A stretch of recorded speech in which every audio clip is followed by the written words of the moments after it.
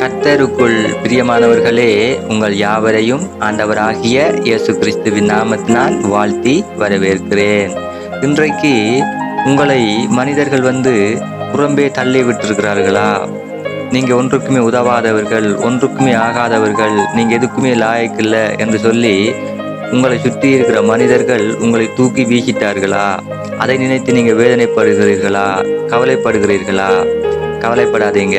உங்களை யார் தூக்கி எறிந்தாலும், யார் உங்களை புறம்பே தள்ளிவிட்டாலும், கர்த்தர் உங்களை ஒருபோதுமே அவர் கைவிடாதவர். ஹல்லேலூயா. அப்ப நீங்க தூக்கி எறியப்பட்ட உங்களைத்தான் ஆண்டவர் இன்றைக்கு தூக்கி எடுக்க வல்லவராக இருக்கிறார். ஹல்லேலூயா. அப்ப தூக்கி எறிகிறதை, தள்ளிவிடப்படுகிறதைத்தான் ஆண்டவர் தூக்கி எடுக்கிறார்.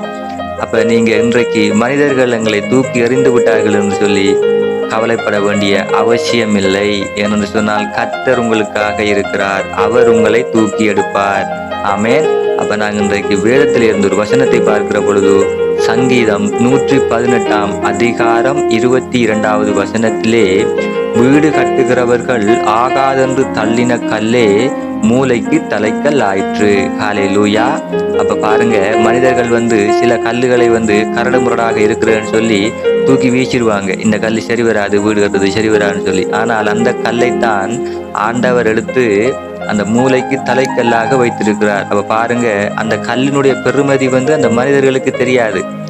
இப்ப பாத்தீங்கன்னு சொன்னா கர்த்தர் அந்த கல்லை பயன்படுத்தி அந்த மூளைக்கு தலைக்கல்லாக வைத்திருக்கிறார். அதை போலதான் இன்றைக்கு உங்களுடைய அந்த அருமை பெருமை எதுவுமே உங்களை தூக்கி எறிந்தவர்களுக்கு தெரியாது.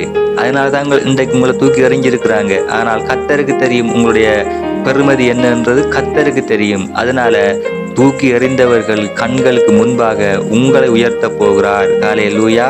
உங்களுடைய பெருமதி, உங்களுடைய அருமை எல்லாவற்றையுமே ஆண்டவர் அறிந்திருக்கிறார். அவர்கள் இன்றைக்கு உங்களை தூக்கி எறிந்திருக்கிறார்கள். உங்களுடைய பெருமதி தெரியாமல் அந்த கல்லை ஆண்டவர் எப்படி பயன்படுத்தினாரோ அதே போல தூக்கி எறியப்பட்ட உங்களையும் ஆண்டவர் நிச்சயமாக பயன்படுத்துவார். அவர் தூக்கி எறியப்படுகிறவைகள் தான் ஆண்டவர் பயன்படுத்துகிறார். நிச்சயமாக மனிதர்களால் புறம்பே தள்ளிவிடப்பட்ட, தூக்கி எறியப்பட்ட உங்களை இன்றைக்கு எடுத்து பயன்படுத்த போகிறார். இன்றைக்கு உங்களை அந்த உயர்ந்த இடத்திலே வைக்க போகிறார். உங்களுடைய பெருமதியை காண போகிறார்கள். யாரெல்லாம் இன்றைக்கு உங்களை தூக்கி எறிந்தார்களோ, உங்களை கேவலப்படுத்தினார்களோ, அவர்களுடைய கண்களுக்கு முன்பாக நீங்க பொக்கிஷங்களாக நீங்க விளங்க போகிறீர்கள். கர்த்தர் அந்த காரியத்தை செய்ய போகிறார். அவர் செய்ய நினைத்தது ஒருபோதும் தடைப்படாது. அவரால் செய்யக்கூடாத காரியங்களும் ஒன்றுமே இல்லை. அப்ப நீங்க எதுக்குமே யோசிக்காதீங்க. கர்த்தர் உங்களை உயர்த்துவார். கர்த்தர் நல்லவர். அவர் கிருபை என்றும் உள்ளது. ஆமென். கர்த்தர் உங்களை ஆசீர்வதிப்பார்.